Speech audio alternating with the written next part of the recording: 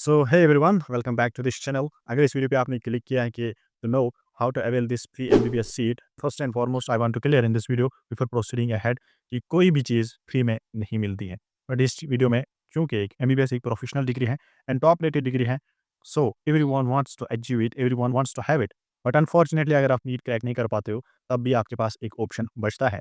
पूरी डिटेल के साथ इस बारे में बात करेंगे, so make sure to watch this video till the end and I am also sure कि आपको एंड पे कुछ ना कुछ बेनिफिशियल इस वीडियो से मिल ही जाए। Hi everyone, I am Waqas Ali, final year MBBS student from Jammu and Kashmir. तो जिस चीज़ के बारे में इस वीडियो में बात करेंगे that is none other than SAARC MBBS quota. I am sure in your pre foundation classes like 6th 7th 8th आपने सार्क के बारे में थोड़ा बहुत पढ़ा होगा, तो कम से कम पता होगा कि ये एक एसोसिएशन है जिसमें 8 मेंबर कंट्रीज़ हैं, साउथ एशियन कंट्रीज़ हैं, और जिसमें इंडिया भी आता है, पाकिस्तान, नेपाल आता है, श्रीलंका आता है, बांग्लादेश एक्स्ट्रा आ जाते हैं। एंड अगर इसकी फुल फॉर्म की बात करें तो ये भी आपको पता ही होगा, that is south Asian association regional corporation. तो अब हम स्पेसिफिकली देखेंगे कि मेडिकल एजुकेशन के बारे में इस एसोसिएशन जो भी ये है, इसकी वजह से मेडिकल एजुकेशन पे क्या इन्फ्लुएंस आ रहा है, क्या फ़ायदा मिल रहा है मेडिकल एजुकेशन को। तो because of some bilateral agreements in this corporation, some self finance schemes and scholarship mediated, जो साउथ एशियन कंट्रीज़ हैं, तो ये कुछ थोड़ा बहुत कोटा रखते हैं इन्हीं कंट्रीज़ के स्टूडेंट्स के लिए, which are actually the foreign students. तो उनके लिए एक स्पेसिफिक कोटा रखते हैं जिनके through by means of this bilateral agreements और सेल्फ फाइनेंस स्कीम्स और we can say scholarship mediated schemes के थ्रू इन्हीं कंट्रीज़ के जो ये एस्पायरेंट्स, मेडिकल एस्पायरेंट्स हैं, उनको एमबीबीएस और बीडीएस में एडमिशन मिलता है।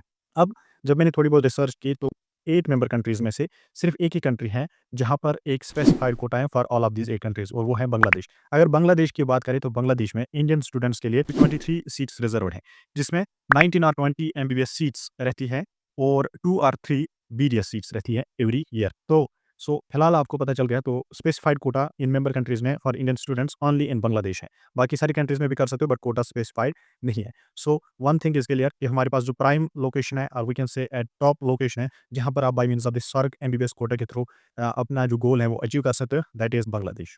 अब मैं थोड़ी बहुत आपको एलिजिबिलिटी क्राइटेरिया बताता हूँ कि अपना जो मेडिकल गोल है वो हासिल करने के लिए what is the eligibility criteria. तो first and foremost you must be the citizen of this SAARC countries, और 10th में अगर जितना भी, मतलब मैं बोलूँगा 10th एंड 12th में आपके जितने मार्क्स हैं ना, जो जो परफेक्ट स्कोर है ना, अगर आपने परफेक्ट स्कोर किया है that's better for you.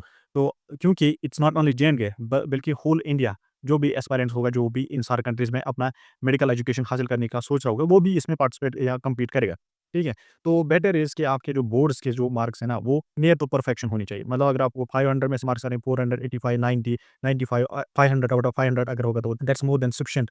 So near to perfection आपका स्कोर होना चाहिए in boards, either in the 10th और द 12th। और सबसे इम्पोर्टेंट, अगर आपको थोड़ा बहुत स्कोर कम ही है बट आपको इन 10th में आपको बायोलॉजी का परफेक्ट स्कोर होना लाज़मी है और 12th में भी बायोलॉजी का परफेक्ट स्कोर होना लाज़मी है। अलबत्ता क्राइटेरिया ओनली 60 टू 70% आपका स्कोर आना चाहिए पीसीबी में, बट बायोलॉजी का आपको परफेक्ट स्कोर होना चाहिए। क्योंकि बांग्लादेश में यूजुअली देखा गया है कि बांग्लादेश में based on in board score, based on biology में प्रेफ़रेंस मिल जाती है। अगर आपको बायोलॉजी अच्छा स्कोर आ जाता है तो आपको टॉप प्रेफ़रेंस मिलती है।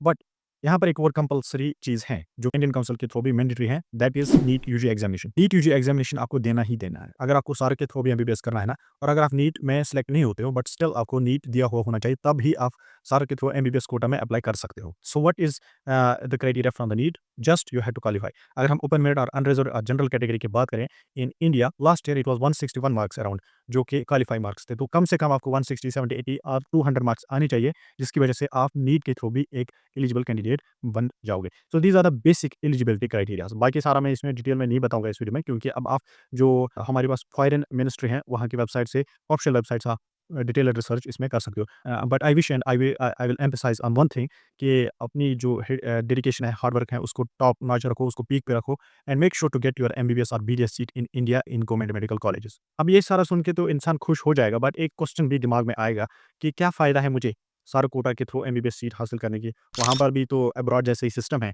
तो बिल्कुल भी वैसा कुछ नहीं है। So what you have to do, अगर आप देखोगे कि एकेडमिक एक्सपेंसेस जो बांग्लादेश में आपको मिलेंगे या अदर सारे कंट्रीज़ में मिलेंगे फॉर योर होल एमबीबीएस और बीडीएस डिग्री फॉर 5 और 6 ईयर्स, जितना भी आप एकेडमिक एक्सपेंसेस हैं, that is near to similar as in the government medical colleges of India. तो मैं भी बोलूँगा, अगर मैं admission fees for my whole MBBS duration की बात करूँगा तो अराउंड ये 40 टू 50,000 था। तो अंडर 1 लाख आपको मतलब अब और भी कुछ फॉर्मेलिटीज़ होती हैं to meet your criterias, to meet your eligibility. तो थोड़ा बहुत एक्स्ट्रा पैसे तो लगेगा, but I can say college के लिए जो आपको मनी रिक्वायर होगी एंड एकेडमिक पर्पज़ के लिए जो आपको मनी रिक्वायर होगी for whole duration of MBBS और BDS, that will be under 1 lakh. So that's quite affordable अगर आप जाना चाहते हो अब्रॉड।